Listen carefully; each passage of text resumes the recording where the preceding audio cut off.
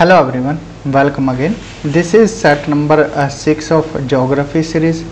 Geography series में हम geomorphology कर रहे थे और स्टेप टू स्टेप हमने set 1, set 2, set 3, set 4, set 5, आज हमारा सेट 6 होगा और आज का टॉपिक है हमारा प्लेट टेक्टोनिक्स प्लस आइसोस्टेसी। इससे पहले क्लासेज में हमने बेसिक इंट्रोडक्शन कराया, age and evolution of earth कराया, अर्थ का ओरिजिन कैसे हुआ उससे रिलेटेड थ्योरीज देखी, फिर internal structure of the earth देखा एंड बाकी कुछ और टॉपिक से देखे हैं। आज हम ड्रिफ्ट से रिलेटेड हमने देखा, आज हम प्लेट टेक्टोनिक और आइसोस्टेसी से रिलेटेड क्वेश्चंस देखेंगे। पहला क्वेश्चन है the term plate first used by. जो प्लेट टर्म है वो पहली बार किसने यूज़ की थी? देखिए सेट नंबर 5 में हमने कॉन्टिनेंटल ड्रिफ्ट थ्योरी से रिलेटेड क्वेश्चंस कराए थे। एफ.बी. टेलर हो या फिर मॉर्गन हो, ठीक है, या वैगनर हो, इनके जो भी क्वेश्चन थे इनसे रिलेटेड हमने एफ.बी. टेलर या फिर वैगनर, इनसे रिलेटेड क्वेश्चंस देखे थे। आज प्लेट टेक्टोनिक से स्टार्ट करते हैं। तो प्लेट टर्म किसने दिया था? ये जे.टी. विल्सन के द्वारा दिया गया था। हैरी हेस ने कौन सी थ्योरी दी थी? स्प्रेडिंग थ्योरी दी थी, सी फ्लोर स्प्रेडिंग, ठीक है। ये सारी थ्योरी आप याद रखना, क्वेश्चन देखिए यहाँ से पूछे जाते हैं। सी फ्लोर स्प्रेडिंग थ्योरी किसके द्वारा दी गई थी? हैरी हेस। एफ.बी. टेलर ने कॉन्टिनेंटल ड्रिफ्ट थ्योरी दी थी, कॉन्टिनेंटल ड्रिफ्ट थ्योरी। तो इसको आप याद रखना, इसको सिंपली CDT बोलते हैं, ठीक है, CDT। आर्थर होम्स के द्वारा क्या दी गई थी? Convectional current theory, convectional current theory, ठीक है, ये दी गई थी आर्थर होम्स के द्वारा। तो सारी थ्योरी आपको पढ़नी है। जे.टी. विल्सन ने पहली बार प्लेट टर्म दिया था। जे.टी. विल्सन कहाँ के रहने वाले थे? कैनेडियन जियोग्राफर थे, कैनेडियन जियोग्राफर। इन्होंने 1965 में ये टर्म दी थी, ठीक है, पहली बार इन्होंने यूज़ किया था। तो करेक्ट आंसर ऑप्शन ए हो जाएगा। सेकंड क्वेश्चन है dash happens when both plates move apart from one another. दो प्लेट्स हैं, एक प्लेट ये है और एक प्लेट ये है। अगर आपसे पूछें दो प्लेट अगर साथ साथ आने की कोशिश करें, मतलब आपस में जुड़ने की कोशिश करें, तो उसको बोलते हैं क्या? कन्वर्जेंट। क्या बोलते हैं उसको? कन्वर्जेंट। जब दो प्लेट दूर दूर जाएं, दो प्लेट क्या है? दूर दूर जाएं, तो उसको बोला जाता है क्या? डाइवर्जेंट। डाइवर्ज हो रही हैं, ठीक है, डाइवर्ज हो रही हैं, डाइवर्जेंट। जब दो प्लेट, ठीक है, एक ही यहाँ से आपस में टच होकर क्या है, एक इस डायरेक्शन में है और एक इस डायरेक्शन में है, या फिर इस तरह से हैं, सेम एक डायरेक्शन में, इस डायरेक्शन में, तो इसको बोलते हैं क्या? Transform boundary. इसको क्या बोलते हैं? Transform boundary. तो तीनों याद रखना है, कन्वर्जेंट, डाइवर्जेंट, ट्रांसफॉर्म। तो जब plate move apart from one another, दूर दूर जा रही हैं, तो उसको डाइवर्जेंट बोला जाता है। करेक्ट आंसर क्या होगा? ऑप्शन बी हो जाएगा, ठीक है। ध्यान रखना है, कन्वर्जेंट, डाइवर्जेंट, ट्रांसफॉर्म। तो करेक्ट आंसर ऑप्शन बी हो जाएगा। नेक्स्ट क्वेश्चन है question number 3, which of the following is an example of major plates. देखिए मेजर प्लेट्स कितनी हैं? कहीं पर मेजर प्लेट 6 बोली गई हैं और कहीं पर 7 बोली गई हैं, ठीक है। इनमें कन्फ्यूज़न रहता है कि 6 लगाएं या 7 लगाएं। पहले तो आप ऑप्शन देखना, अगर 6 हैं तो 6 लगाना है, 7 है तो 7 लगाना है। अगर 6 और 7 ऑप्शन में आ गए तो फिर क्या लगाओगे? फिर आप NCERT के अकॉर्डिंग लगाओगे जो NCERT में गिवन है, ठीक है। फिर आपको 6 प्लेट लगानी पड़ेंगी, ठीक है। लेकिन 7 आएगा तो 7 लगाना। 7 प्लेट कौन कौन सी हैं? यहाँ नाम लिख लीजिए। अमेरिकन प्लेट, ठीक है, अमेरिकन के साथ फिर अमेरिकन के बाद यूरेशियन प्लेट, यूरेशियन प्लेट है। यूरेशियन के बाद आपकी अफ्रीकन प्लेट आएगी, इसके साथ अंटार्कटिक, अंटार्कटिक प्लेट, इसके बाद आपकी आएगी इंडो ऑस्ट्रेलियन। अब देखिए कन्फ्यूज़न इसी में होती है, और इंडियन प्लेट को कहीं कहीं अलग लिख दिया जाता है और ऑस्ट्रेलियन प्लेट को अलग लिख दिया जाता है, और एक है पैसिफिक प्लेट। तो ये 6 प्लेट हैं, American plate, Eurasian plate, African plate, Antarctic plate, Indo Australian plate, Pacific plate. अगर इंडियन प्लेट और ऑस्ट्रेलियन प्लेट को अलग करें तो 7 हो जाएंगी, बाकी आप 6 याद रखना है। तो पूछा है which of the following is an example of major plate का कौन एग्जाम्पल है, तो अफ्रीकन प्लेट इसका करेक्ट आंसर हो जाएगा। जुआन डे फूका प्लेट, कोकोज, नज़का, ये क्या है, स्मॉल प्लेट्स हैं। ये क्या है, स्मॉल प्लेट के उदाहरण हैं। ठीक है, ये प्लेट्स याद रखना है। टर्म पहली बार किसने दी, ये भी ध्यान रखना है, जेटी विल्सन ने। किसने, जेटी विल्सन ने। अगर ईयर भी याद हो जाए तो अच्छी बात है, 1965। तो ये सारी चीज़ें आपको क्या है, याद रखनी है, यहाँ से क्वेश्चन हमेशा बनते हैं। नेक्स्ट क्वेश्चन है the Scotia plate is located between. Scotia plate से रिलेटेड क्वेश्चन है, ध्यान से देखना है। जब आप प्लेट पढ़ोगे तो प्लेट पढ़ते हो, बड़ी प्लेट आप बता दोगे, लोकेशन भी बता दोगे, ठीक है, ज्योग्राफर्स हो। अब ध्यान से देखना है, जब आप यहाँ पर नॉर्थ अमेरिकन प्लेट है और ये साउथ अमेरिकन प्लेट है, इसको एक ही प्लेट बोला जाता है, अमेरिकन प्लेट। ठीक है, इस तरह से ध्यान रखना है। अब देखिए पेन चेंज कर लेते हैं, फिर आपको समझाते हैं। अब ध्यान से देखना, ऊपर अगर आप देखोगे नॉर्थ प्लेट में यहाँ के साइड एक छोटी सी प्लेट है, एक छोटी सी प्लेट है, उसको बोला जाता है गोडे प्लेट। क्या बोला जाता है, गोडे प्लेट। यहाँ आपको याद करा देंगे जिससे कोई दिक्कत इन फ्यूचर आपको आए ना, क्योंकि छोटी प्लेट से क्वेश्चन बनते हैं और फिर गलत लगाकर आ जाते हैं। गोडे प्लेट के बाद फिर आती है जुआन डे फूका प्लेट। कौन सी आती है, जुआन डे फूका प्लेट। इसके बाद आती है कोकोज प्लेट। कोकोज आपका जो कैरेबियन है, ठीक है, जो आपका ये कैरेबियन है, कैरेबियन यहाँ पर कैरेबिया है, और जिसको आप सेंट्रल अमेरिका बोलते हो। यहाँ पर एक प्लेट है, कौन सी, कोकोज प्लेट। कौन सी प्लेट है, कोकोज प्लेट। और एक प्लेट और आती है, फिर इसके नीचे आपकी आती है नज़का प्लेट। देखिए इसको आप जैसे कोकोज है ना, यहाँ लगा सकते हो, ठीक है, ये कोकोज है, क्योंकि ये तो अमेरिकन प्लेट हो गई ना, तो इसको इरेज कर देते हैं। ठीक है, ये कोकोज हो गई। फिर इसके जब नीचे की साइड जाओगे तो आपकी एक प्लेट और आएगी, नज़का प्लेट। तो ये इस तरह से याद रखना, इनका क्रम पूछ लिया जाता है। और स्कोटिया प्लेट कहाँ होगी, जैसे ही आपकी ये ख़त्म होगी प्लेट, अमेरिकन प्लेट, फिर इधर अंटार्कटिक है, तो नीचे की तरफ एक छोटी सी ऐसे प्लेट है, उसको बोला जाता है स्कोटिया प्लेट। स्कोटिया प्लेट, ठीक है। ये छोटी प्लेट्स में इम्पोर्टेंट प्लेट्स हैं, गोडे प्लेट, जुआन डे फूका, कोकोज, नज़का, स्कोटिया, ठीक है। और कोकोज के बगल में ही यहाँ पर जब इधर की तरफ देखोगे, north plate, north American plate और साउथ अमेरिकन प्लेट के बीच में एक प्लेट और आती है, उसको कैरेबियन प्लेट बोला जाता है। ठीक है, उसको क्या है, कैरेबियन प्लेट बोला जाता है, यहाँ पर है। तो इनसे क्वेश्चन बनते रहते हैं, तो ध्यान रखना है। अरेबियन प्लेट आप बता ही दोगे, इंडिया के आसपास है। अरेबियन प्लेट इंडिया के आसपास है। फिलीपींस प्लेट फिलीपींस के आसपास है, वो भी बता दोगे आप। ठीक है, ये क्वेश्चन से आपसे पूछे जाते हैं छोटी प्लेट से। क्लियर हुआ?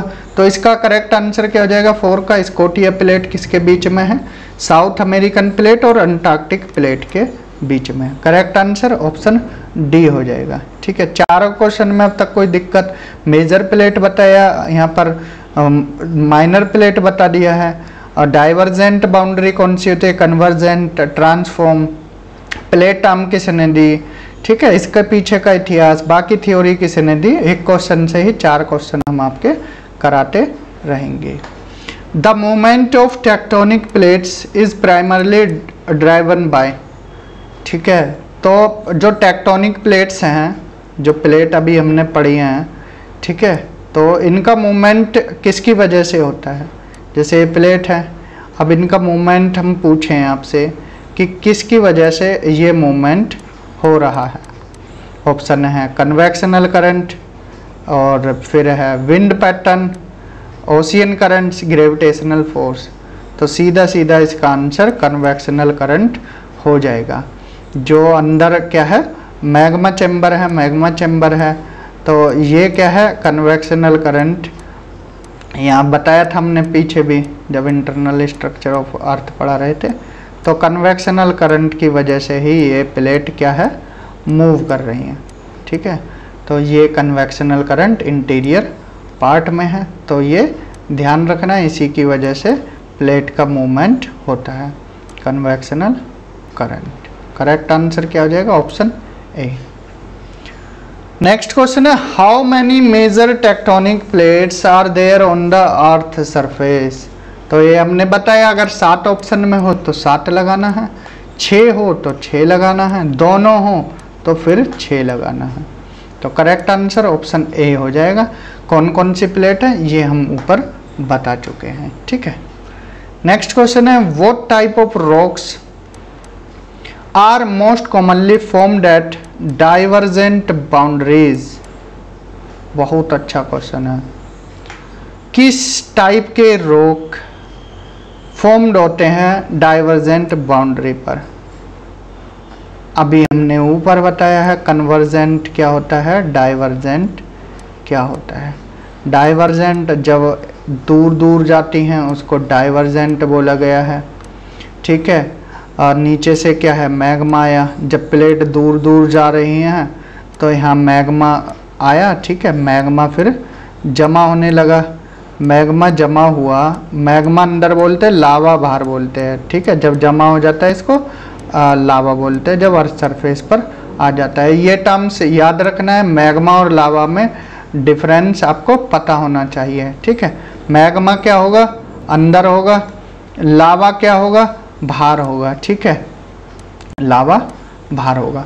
तो ये जब सॉलिडिफाई हो जाएगा, सॉलिडिफाई हो गया, ठीक है, जमा हो गया, तो कौन सा रॉक बनेगा यहाँ पर, इग्नियस रॉक बनता है। ठीक है, कौन सा, जिसको इग्नियस रॉक को प्राइमरी रॉक भी बोला जाता है। तो करेक्ट आंसर क्या हो जाएगा, ऑप्शन ए हो जाएगा।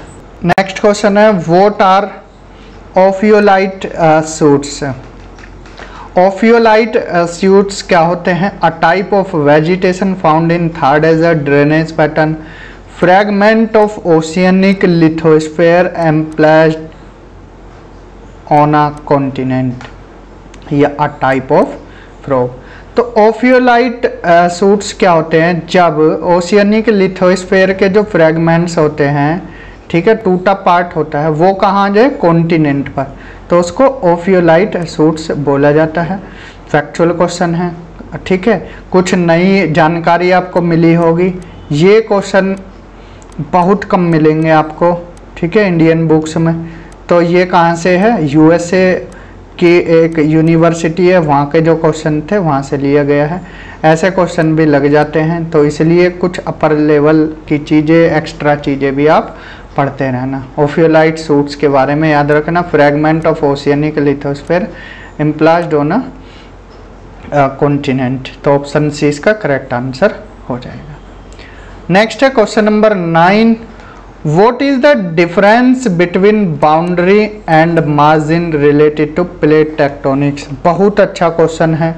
बाउंड्री और मार्जिन में अच्छों को नहीं पता होता कि बाउंड्री किसको बोलते हैं, मार्जिन किसको बोलते हैं। अब ध्यान से देखना, ध्यान से देखोगे तो चीज़ें आपको क्लियर हो जाएंगी। यहाँ पर एक डायग्राम बनाते हैं, इसकी हेल्प से आपको समझाते हैं। ठीक है, ये एक प्लेट है और ये एक प्लेट है। ठीक है, ये 2 प्लेट्स हैं। अब यहाँ पर देखिए ये 2 प्लेट जुड़ी, ठीक है, यहाँ पर 2 प्लेट आपस में टकराई, तो इस वाले पार्ट को क्या बोला जाता है? जब 2 प्लेट आपस में टकराई तो इस वाले रीजन को बोला जाता है क्या, बाउंड्री। ठीक है, बाउंड्री बोला जाता है। ठीक है, अब ध्यान से सुनना, इसको बाउंड्री बोला, ठीक है, अब देखिए ये प्लेट थी जो, ये ओशियनिक प्लेट है, नीचे की तरफ चली गई। अब ये क्या है, जब नीचे जाएगी मैग्मा है, मैग्मा चैम्बर है, तो यहाँ पर ये फिर इस यहाँ से क्या होगा, इसमें वोल्केनिक इरप्शन होगा, मीन्स यहाँ क्या बनेगा, मैग्मा बन जाएगा, एंडोसाइटिक मैग्मा। अब यहाँ वोल्केनिक इरप्शन हुआ तो यहाँ पर क्या है, इफेक्ट हुआ, इस वाले एरिया में क्या है, इफेक्ट हुआ। तो इस एरिया में इफेक्ट हुआ, इसको बोलते हैं क्या, मार्जिन। क्या बोलते हैं इसको, मार्जिन बोला जाता है, इसको बोला जाएगा मार्जिन। तो समझ आए, बाउंड्री जहाँ दो प्लेट मिलती हैं और जहाँ इफेक्ट पड़ता है, जहाँ क्या है, इफेक्ट प्रभावित करती हैं, उसको बोला जाता है मार्जिन। क्लियर। तो boundary is the zone of interaction and margin is the zone of effect. तो करेक्ट आंसर क्या हो जाएगा, option A. Boundary is the zone of effect and margin is the zone of interaction. Boundary is the zone of war and margin is the zone of place. ये तो दूर दूर तक नहीं है। तो बाउंड्री क्या है, जोन ऑफ इंटरेक्शन है, and margin zone of effect है। ठीक है, ध्यान रखना है। नेक्स्ट क्वेश्चन है, the process of old crust being pulled down and remelted is called. देखिए दो प्लेट हैं, एक प्लेट ये है, ठीक है, और एक प्लेट ये है। अब इन्होंने बोला है कि उस प्रोसेस को क्या बोलते हैं, जब ओल्ड क्रस्ट नीचे की तरफ जाती है, पुल डाउन एंड रीमेल्टेड, और वो मेल्ट होती है, तो इसको क्या बोला जाता है, इस प्रोसेस को sea floor spreading, drifting, plate tectonic या सबडक्शन। तो करेक्ट आंसर ऑप्शन डी होगा, सबडक्शन बोलते हैं। सी फ्लोर स्प्रेडिंग तब होता है जब दो प्लेट साइड में जाएं, इस तरह से, ये इधर जा रही है और ये इधर जा रही है, बीच में फिर मैग्मा, नीचे से मैग्मा आया, ऊपर लावा होकर फिर यहाँ पर प्लेट का निर्माण करते हैं, इसको सी फ्लोर स्प्रेडिंग बोला जाता है। ठीक है, तो ये सी फ्लोर स्प्रेडिंग अलग चीज़ है। ड्रिफ्टिंग, जब प्लेटें मूव करती हैं तो उसको ड्रिफ्ट बोलते हैं, ड्रिफ्ट करती हैं। प्लेट टेक्टोनिक इस पूरी प्रक्रिया को बोलते हैं जब मूविंग करती हैं और यहाँ पर स्थलाकृति बनती है, इनको प्लेट टेक्टोनिक। सबडक्शन बोलते हैं जब एक प्लेट नीचे की तरफ जाती है। ठीक है, ऑप्शन डी इसका करेक्ट आंसर है। नेक्स्ट है, tectonic plates float on the. Tectonic plates कहाँ फ्लोट करती हैं, आउटर कोर पर, इनर कोर पर, मेंटल और एस्थेनोस्फेयर पर, ये लिथोस्फेयर। तो करेक्ट आंसर होगा मेंटल और एस्थेनोस्फेयर पर। ठीक है, ये जो प्लेट होती है ना वो मेंटल पर फ्लोट करती हैं या एस्थेनोस्फेयर पर। एस्थेनोस्फेयर क्या होता है ये हम बता चुके थे कि 100 किलोमीटर से लेकर 700 किलोमीटर की डेप्थ तक एस्थेनोस्फेयर होता है। ठीक है, और मेंटल की अगर डेप्थ पूछें तो कितनी होती है, 2900 किलोमीटर तक होती है। नेक्स्ट क्वेश्चन है, the dash in the asthenosphere is described as a giant conveyor belt. ठीक है, तो किसको यहाँ पर एस्थेनोस्फेयर में क्या डिस्क्राइब किया, giant conveyor belt. Magma, convection, spinning या लिथोस्फेयर। तो करेक्ट आंसर हो जाएगा ऑप्शन ए, मैग्मा को बोला गया है। ठीक है, the magma in the asthenosphere is described as a giant conveyor belt. तो करेक्ट आंसर क्या होगा, ऑप्शन ए हो जाएगा। चलते हैं नेक्स्ट क्वेश्चन की तरफ। नेक्स्ट क्वेश्चन है, what kind of plate boundary, ध्यान से पढ़ना है इस क्वेश्चन को, result to the formation of a fault line like the San Andreas fault in California. अब ध्यान से देखना है इस क्वेश्चन को। पहले तो आपको कैलिफोर्निया पता होना चाहिए कि कहाँ पर है। कैलिफोर्निया है यूएसए के वेस्टर्न पार्ट में। ठीक है, कौन से पार्ट में, वेस्टर्न पार्ट में। अब वेस्ट यूएसए कौन सी प्लेट में आता है, नॉर्थ अमेरिकन प्लेट में। ठीक है, अगर देखिए आप अपने दिमाग का यूज़ करेंगे तो ऐसे क्वेश्चन कर ले जाएंगे। ठीक है, नॉर्थ अमेरिकन प्लेट में है। ठीक है, अब नॉर्थ अमेरिकन, देखिए नॉर्थ अमेरिकन और साउथ अमेरिकन प्लेट एक ही है, अमेरिकन प्लेट बोला जाता है, लेकिन हम अपनी सहूलियत के हिसाब से ऐसा बोल देते हैं कि नॉर्थ अमेरिकन प्लेट या साउथ अमेरिकन प्लेट। ठीक है, अब जो नॉर्थ अमेरिकन प्लेट है, मान लीजिए नॉर्थ पूरी अमेरिकन प्लेट है, ये नॉर्थ अमेरिकन प्लेट है, आपको समझाने के पर्पज से बता रहे हैं। अब इधर कौन सी प्लेट है, पेन चेंज कर लेते हैं जिससे आपको चीज़ें क्लियर होती चली जाए। अब इधर ये पैसिफिक प्लेट है, पैसिफिक प्लेट है। अब ये क्या है, थोड़ा नॉर्थ वर्ड की तरफ मूव कर रही है।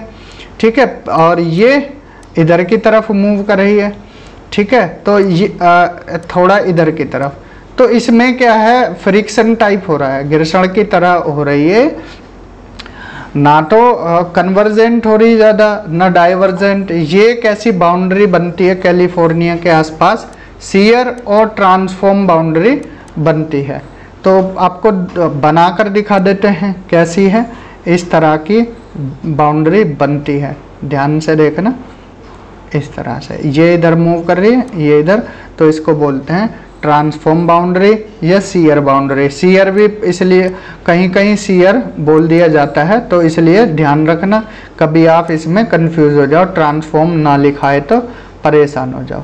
तो ऑप्शन सी इसका करेक्ट आंसर हो जाएगा। जो सैन एंड्रियस फॉल्ट है या क्वीन चार्लोट फॉल्ट है, एक और लिख देते हैं क्योंकि क्वेश्चन पूछे जाते हैं, Queen Charlotte fault and San Andreas fault, यहाँ पर जो मेंशन है ये किसके एग्जाम्पल हैं, शियर और ट्रांसफॉर्म बाउंड्री के। ठीक है, तो याद रखना है, ऑप्शन सी करेक्ट है।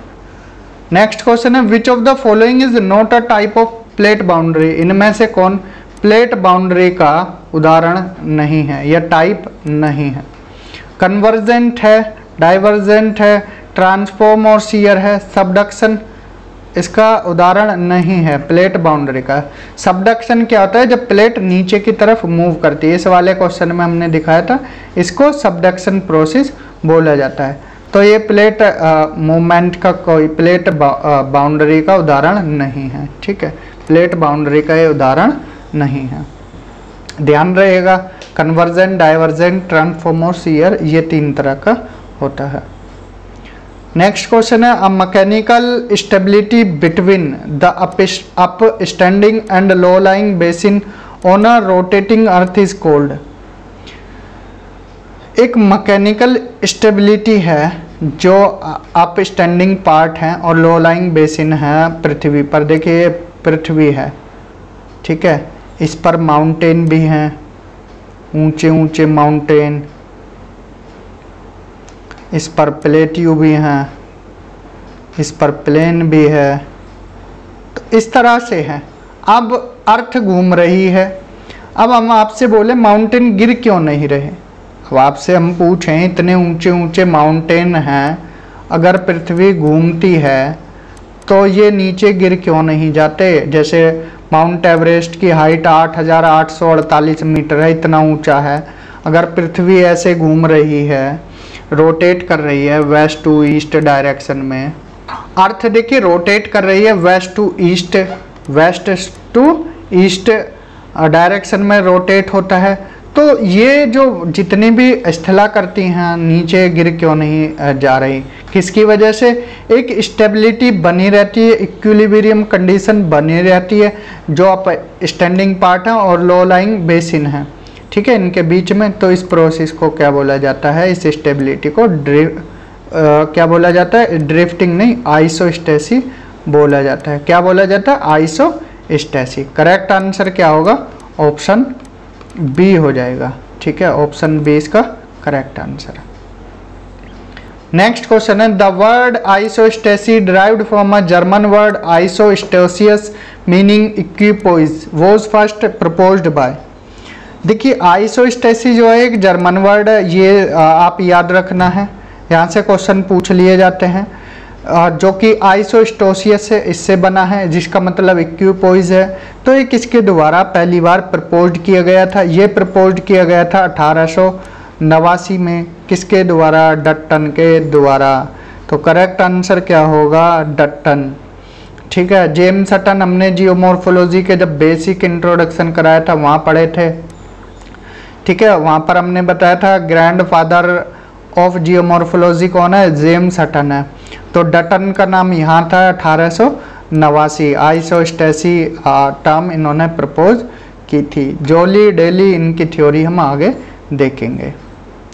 नेक्स्ट क्वेश्चन है, the isostasy maintains a balance between, किनके बीच में बैलेंस बनाकर रखती है, थर्मल एक्सपेंशन एंड कॉन्ट्रैक्शन, या convergence and divergence, buoyancy and gravitational force, Coriolis and gravitational force. अब देखिए, जो चीज़ें अर्थ के ऊपर हैं वो क्यों रुकी हुई हैं, एक तो ग्रेविटेशनल फोर्स के कारण, न्यूटन का लॉ पढ़ा होगा आपने बचपन में कि 9th क्लास में या 8th में 7th में पढ़ा होगा कि एक सेब के पेड़ से सेब गिरा, नीचे की तरफ ही क्यों गिरा, ऊपर क्यों नहीं उड़ा, तो किसकी वजह से, ग्रेविटेशनल फोर्स की वजह से। ठीक है, ग्रेविटेशनल फोर्स की वजह से। अब ध्यान रखना एक चीज़ और, आप बाल्टी है, ये बाल्टी है, इसमें पानी भरा है, पानी भरा है। ठीक है, कभी इस बाल्टी में आप मग्गे को डालना, नीचे को डुबोना। ठीक है, हम यहाँ उदाहरण से समझा देते हैं आपको। ये मग्गा आपने जैसे नीचे छोड़ा, ठीक है, अब ये नीचे क्यों नहीं रुक जाता, ऊपर क्यों आ जाता है। ठीक है, ये सवाल भी ध्यान रखना, जब सारी चीज़ें नीचे आती हैं ग्रेविटेशनल फोर्स की वजह से, ये ऊपर क्यों आ जाता है, ये आता है बायंसी फोर्स की वजह से। ठीक है, किसकी वजह से, बायंसी फोर्स। तो ये दोनों फोर्स ही काम करती हैं। आइसोस्टेसी को मेंटेन कौन करता है, ग्रेविटेशनल फोर्स। जो ऊपर इस्तला करती हैं उनको नीचे की तरफ बैलेंस बनाना, और जो नीचे की चीज़ें उनको ऊपर की तरफ बैलेंस बना कर रखना, ये बायंसी करती है, ऊपर ग्रेविटेशनल फोर्स। तो करेक्ट आंसर ऑप्शन सी हो जाएगा। ठीक है, इसीलिए माउंटेन वगैरह ये गिरते नहीं है, ना ही अंदर धंसते हैं। ठीक है, समझ आया, option C correct answer. Question number 18, the station selected in geodetic survey of the Gangetic plains in India in 1859। काफी अच्छा क्वेश्चन है। कौन से स्टेशन से सेलेक्ट किए गए थे, जियोडेटिक सर्वे जो गैंगेटिक प्लेन का हुआ था 1859 में। पहले तो नाम याद रखना, किसके द्वारा किया गया, sir George Everest. Sir George Everest नाम याद रखना, इन्हीं के नाम पर माउंट एवरेस्ट का नाम पड़ा है। ठीक है, सर जॉर्ज एवरेस्ट। कब, 1859 में इन्होंने जियोडेटिक सर्वे किया था गैंगेटिक प्लेन का। 2 जगह ली थी, वो 2 जगह कौन कौन सी हैं, एक तो कल्याणा है, एक तो कल्याणा है और एक कल्याणपुर है। ठीक है, एक कल्याणा है, एक कल्याणपुर है। जैसे हिमालय है, ये हिमालय है, हिमालय से 96 किलोमीटर दूर, 96 किलोमीटर दूर क्या है, कल्याणा है। और हिमालय से 700 किलोमीटर दूर, 700 किलोमीटर दूर कल्याणपुर है। ठीक है, इन दोनों जगह को इन्होंने लिया था। ठीक है, करेक्ट आंसर हो जाएगा option B, Kalyana and Kalyanpur. ये बाकी इनकी डिस्टेंस इतना याद मत रखना, 96 किलोमीटर, 700 किलोमीटर। नेक्स्ट क्वेश्चन है question number 19, according to Jolly what is considered as the thickness of the compensation zone. Jolly के अकॉर्डिंग जो थिकनेस है कंपेंसेशन जोन की, ठीक है, वो कितनी बोली गई है, तो बोली 16 किलोमीटर। अब कंपेंसेशन जोन क्या होता है, कंपेंसेशन लाइन क्या होती है, कंपेंसेशन लाइन किसने बोली थी। ठीक है, compensation line and compensation zone, दोनों में अंतर क्या है। देखिए, जोन नाम से पता लग रहा है कोई एक एरिया, ठीक है, कोई एक एरिया, या एंड लाइन में क्या होता है, एक सिंपली लाइन खींच दी, इससे चीज़ों को डिवाइड कर दिया। तो वो जगह जहाँ से जाकर, ठीक है, फिर डेंसिटी क्या है, नीचे घटती या बढ़ती नहीं है, उसको बोल दिया कंपेंसेशन जोन। ठीक है, ये कंपनसेशन लाइन जो थी वो हैफर्ड एंड बॉबी ने बोली थी। किसने? हैफर्ड एंड बॉबी, नाम याद रखना, हैफर्ड एंड बॉबी। ठीक है, इन्होंने कितनी बोली थी? इसको बोला था इन्होंने 100 किलोमीटर तक।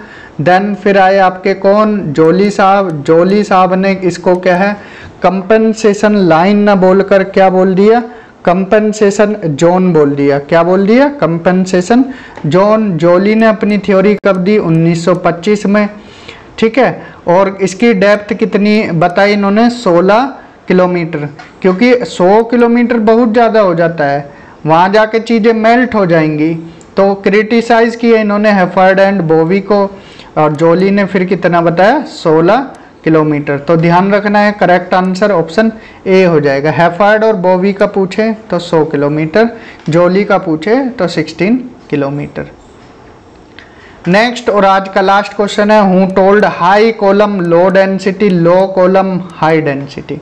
किसने बोला था कि जितना ऊंचा कॉलम होगा इसकी डेंसिटी लो होगी, और जितना छोटा कॉलम होगा लो कॉलम हाई डेंसिटी। तो किसके द्वारा ये बोला गया था? ठीक है, high column low density, low column high density. तो ये बोला गया था प्रैट के द्वारा। ठीक है, किसके द्वारा? प्रैट महोदय के द्वारा ये बोला गया था। तो ऑप्शन बी इसका करेक्ट आंसर हो जाएगा। एरी ने क्या थ्योरी दी थी? तो एरी के बारे में इन्होंने, एरी ने क्या बोला था? Uniform density, uniform density with varying height. ये किसके द्वारा बोला गया था? Uniform density with varying height, ये बोला था एरी महोदय ने। ठीक है, इस तरह से क्वेश्चन पूछे जाते हैं। ठीक है, डेंसिटी सेम है और लेकिन हाइट वेरी कर रही है। अब इन्होंने ये नहीं बोला था कि सभी की डेंसिटी सेम होगी, इन्होंने बोला था जो माउंटेन है, ठीक है, इसकी डेंसिटी ऊपर से नीचे तक सेम है, या प्लेट्यू है इसकी ऊपर से नीचे तक सेम है, या प्लेन है इसकी डेंसिटी ऊपर से नीचे तक सेम है। इन्होंने ये बोला था uniform density with varying height, ये एरी के द्वारा, और ये high column low density, low column high density है प्रैट के द्वारा। तो आज की क्लास में हमने टोटल 20 क्वेश्चंस देखे हैं। क्लासेस अच्छी लग रही हैं तो ज़्यादा से ज़्यादा शेयर करना, चैनल को सब्सक्राइब करना। आज हमारा सेट 6 कंप्लीट हुआ, कल की क्लास में सेट 7 लेकर आएंगे। तब तक अपना ध्यान रखें, रिवीजन करते रहें। Thank you, have a good day.